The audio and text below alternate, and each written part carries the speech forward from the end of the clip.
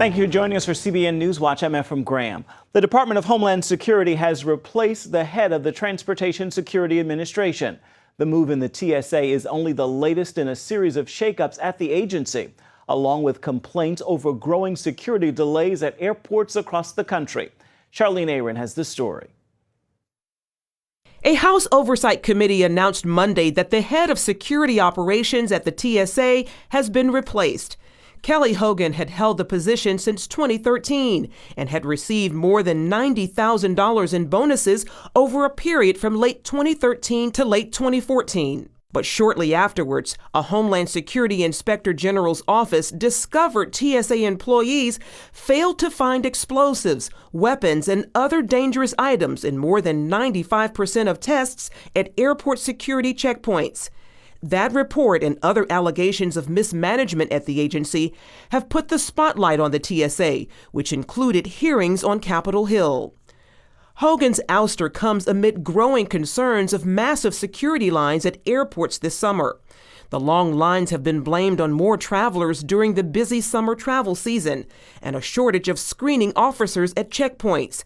There have even been reports of thousands missing their flights because of the long wait times, frustrating many travelers. It's taken longer. TSA pre-check is a lot longer than it used to be. I've missed 3 flights because of, standing in line. And the TSA is still warning people about wait times, as a record number of air travelers are expected to be heading for the skies this summer.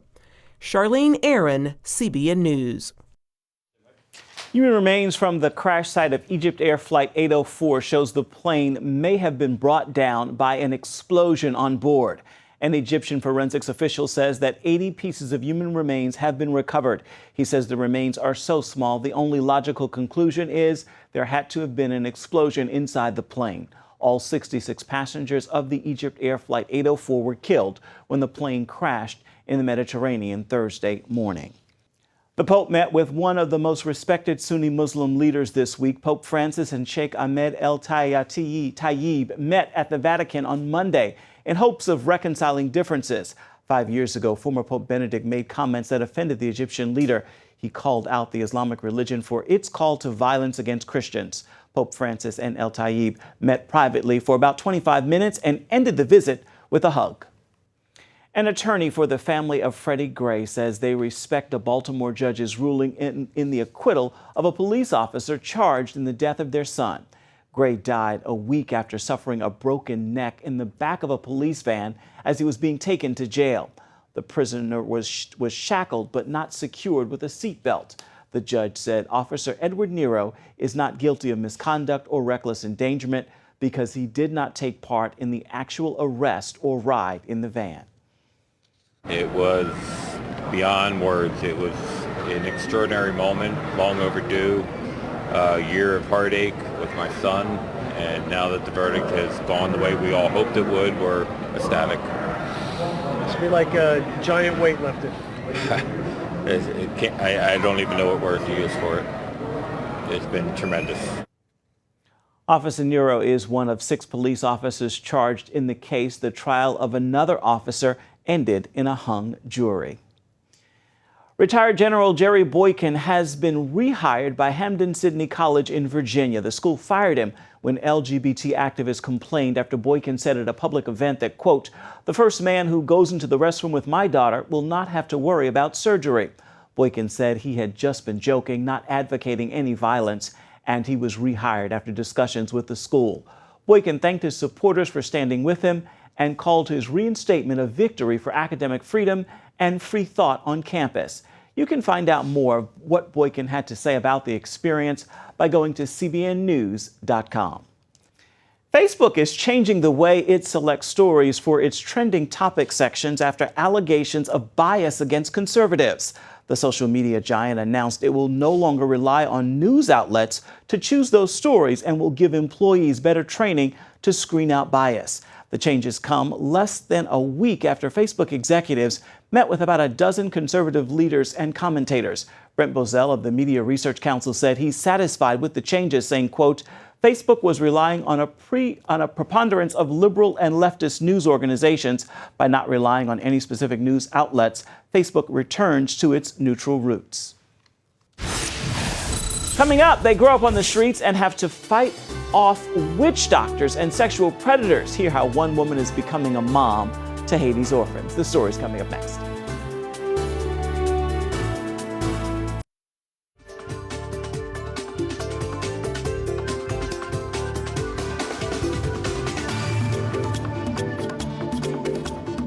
May is National Foster Care Month. Right now, there are some 400,000 children in the U.S. foster care system. Adopting these young people can be expensive. Congresswoman Diane Black of Tennessee is leading a bipartisan effort to make it more affordable. CBN's Abigail Robertson recently spoke with Black about the legislation and why it is so dear to her heart.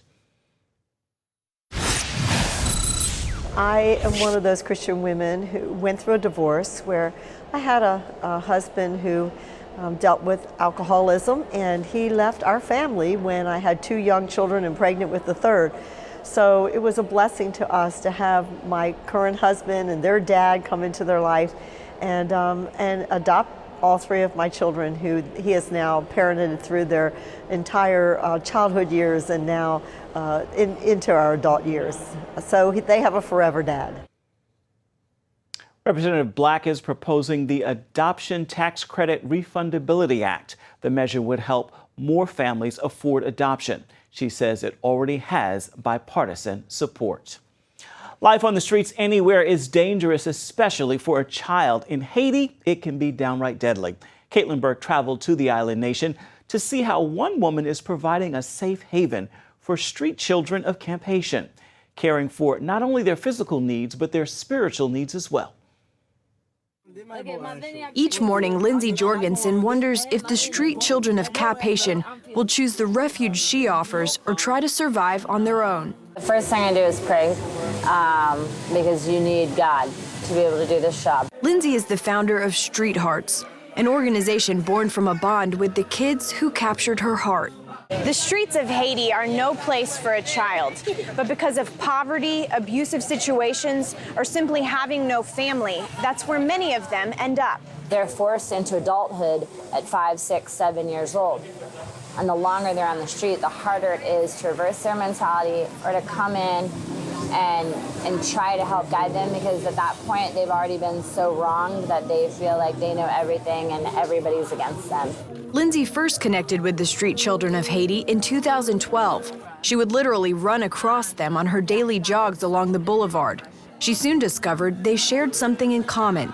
It was kind of like I definitely stuck out and I was the odd person in town, and they are also in their way the odd ones left out in their communities. They didn't have anyone, I didn't have anyone, and we just started hanging out. By earning their trust, she heard their stories. I was 6 when I was in the street. I had a friend named Zama, and he was on the streets with me. And I was in the street with my friend Zama, and some other street guys came and wanted to cut us with a blade. Everywhere I went to go to sleep, they came and followed us with that razor blade. Guys used to come and beat us and take money from us. Money we collected begging in the street. Heavy sexual abuse, kids as young as 7 engaged in sexual acts with men for food.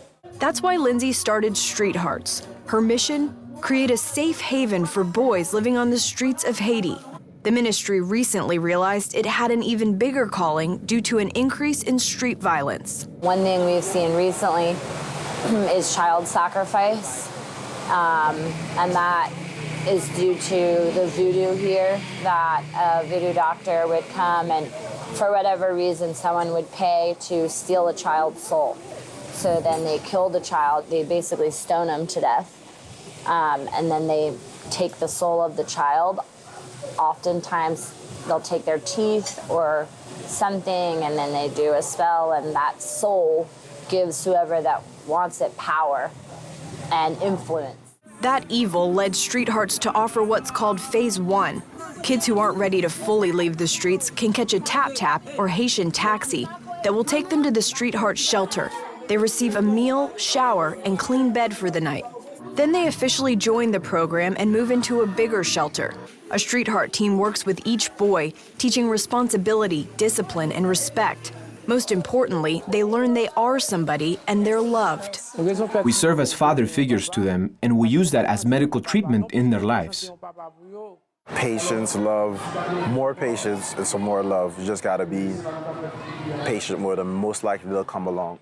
Lindsay feels a daily struggle between the weight of her work and the normalcy of it all.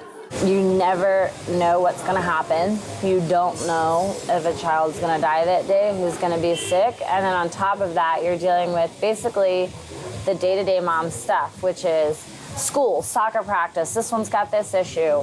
One kid wants you to see his art project, running errands everywhere. And it's not, 2 children, it's 75.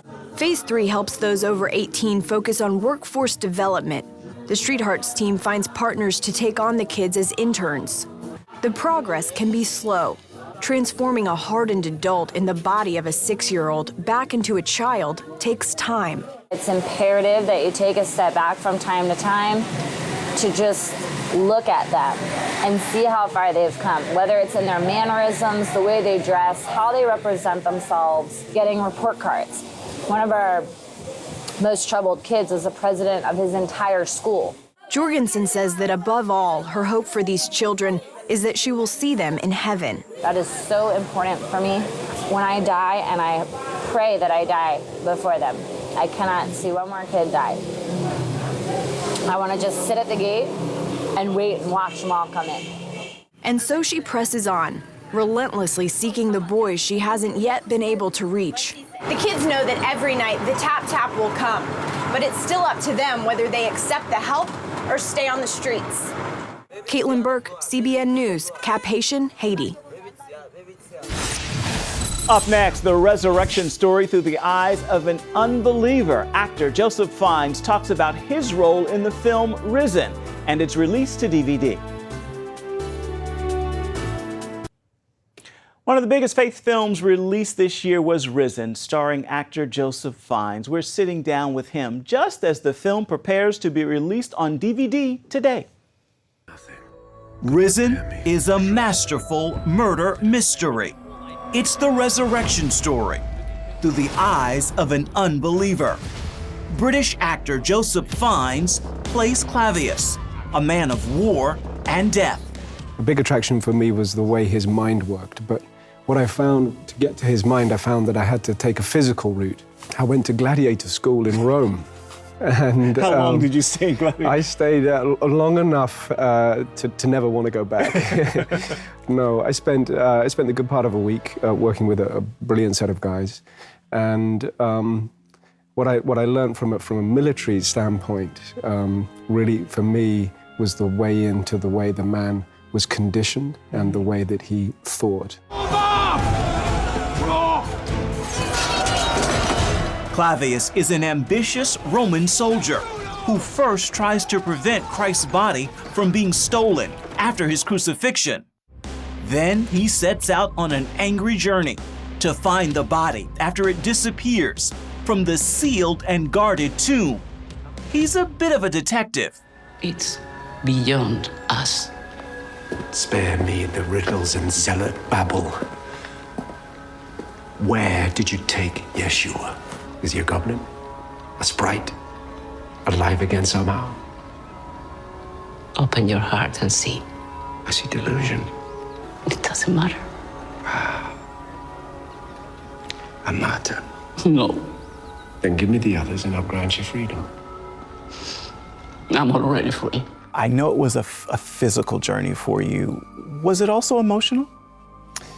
Yes, it was emotional. We had a wonderful team of actors, and they were all very present and dedicated to the narrative. And it was all like any great narrative and any great movie. It's about relationships, and I think your average good actor gets that and knows it and preps accordingly. So the disciples as a group of actors were incredibly bonded. They were a unit and a family. And I was very much polarized and outside of that. Mm-hmm. But when I got invited into the group, It was kind of like the arc of the film was pretty much the arc of my existence with them. I wouldn't have contact with them until we had kind of made those scenes where I had contact. So that became quite emotional, that journey. Director Kevin Reynolds shot the film in Spain and Malta, where Fiennes also had no contact with the actor who played Christ until their first scenes together. I don't know what to believe anymore. Did you find yourself connecting with Clavius a lot? I did. Filming's lonely. He's a lonely character. I think for me, we all want a second chance. And I think that's the really interesting component, is that I think deep down, especially in regards to putting Yeshua to death or being present and ordering his death or being part of that squad, that deep down he wants a second chance, and part of that second chance is forgiveness. So he's really searching for something, and the answer is in this new cause. And I guess, through lives, we all make mistakes, and we're always looking for that second chance. So I think a big component in the movie for me, and what I connect to with Clavius, is the sense of the second chance, even if it's something subconscious within him that hasn't quite bubbled to the surface or he's worked out.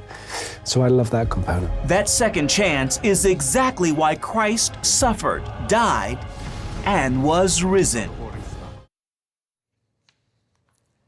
And for more on the Risen DVD release today, make sure you read my blog at cbnnews.com. Stay with us, we're coming right back with a preview of the films hitting the box office this summer.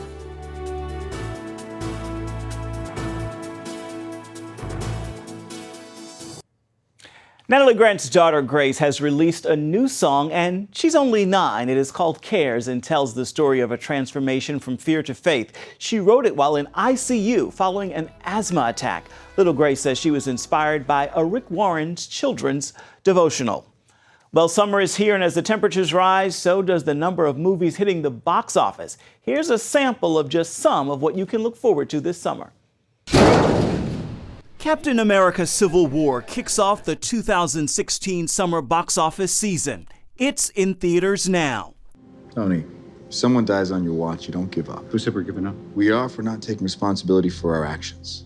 This document just shifts the blame. I'm sorry, Steve, that is dangerously arrogant. In this dawn of justice, a rift between Iron Man and Captain America pits the Avengers against one another.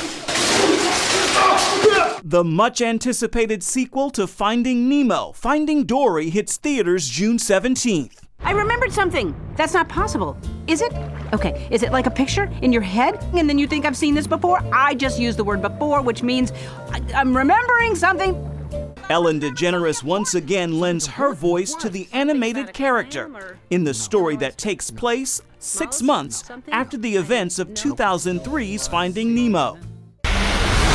Independence Day Resurgence hits theaters June 24th. What goes up must come down. This will revisit the alien invaders of the 1996 blockbuster Independence Day. Will Smith opted out, but most of the original cast is on board. July 15th brings Ghostbusters to theaters. Here is your coffee, Abby. Thank you. Did you get sugar in it this time? Chris Hemsworth plays secretary to the all-star cast of female comedians, including Melissa McCarthy and Kristen Wiig. And rounding out our list at 5 summer releases is Suicide Squad, hitting theaters August 5th. This one stars Will Smith, with a band of other supervillains hired to take down the mastermind Joker. I can't wait to show you my toys.